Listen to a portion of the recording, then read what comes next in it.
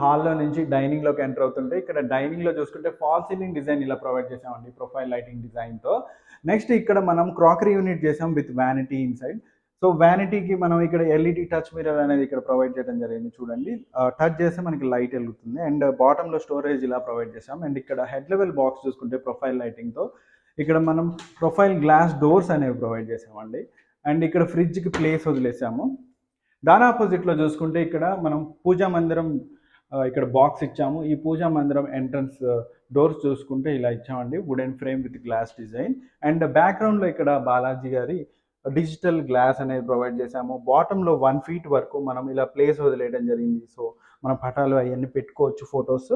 Next బాటంలో మనం ప్రసాదం ప్లాంక్ ప్రొవైడ్ చేసాము. కింద డ్రా స్టోరేజ్ ఇచ్చాము.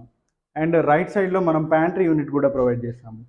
సో ప్యాంట్రీ యూనిట్ ఇన్సైడ్ చూసుకుంటే ఇలా ఉంటుంది. గ్రాసరీస్ అన్ని స్టోర్ చేసుకోవచ్చు.